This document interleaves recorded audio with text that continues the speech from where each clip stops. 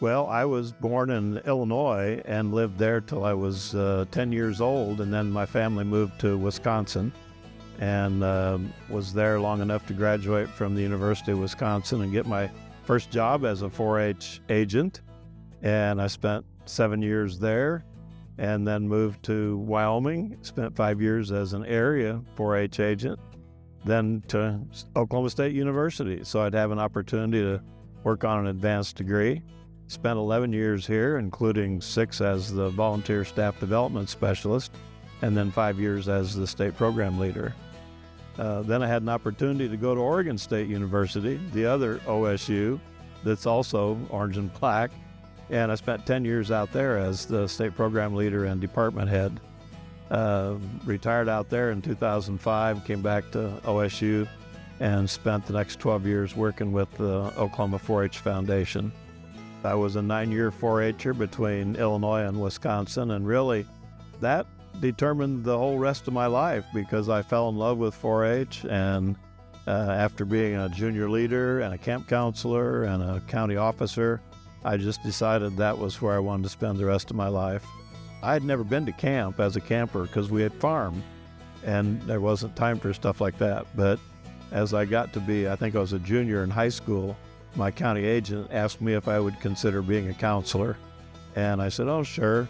And then he assigned me the rowdiest group of 10, 11, 12-year-old boys.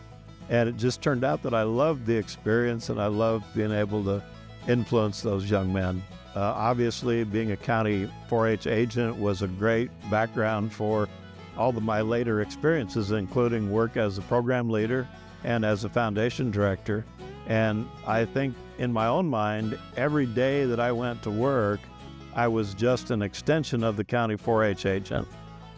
And so most of my career, I would say, has been about developing leadership of teen leaders, volunteer leaders, and other educators, agents. That's one of the great joys of being a 4-H educator, is that you get to work with wonderful young people and volunteers. And I can think of several young people that today are extension educators that would probably tell you that I had some influence on their decision to do that.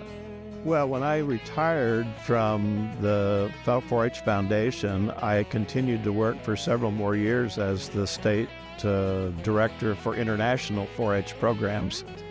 And I'm also available to help anytime Summer down at the county office needs a little help, or Carla at the state office needs a judge for something.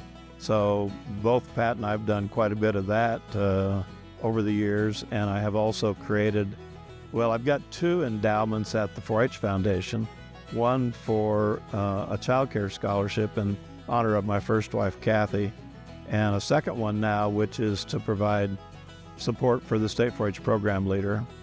4-H has really been my life, and I could never repay everything that 4-H has given me in terms of a career, a life, the opportunity to make positive contributions. And so I have the means and the ability and the interest, so I feel it's important to give something back to the 4-H program.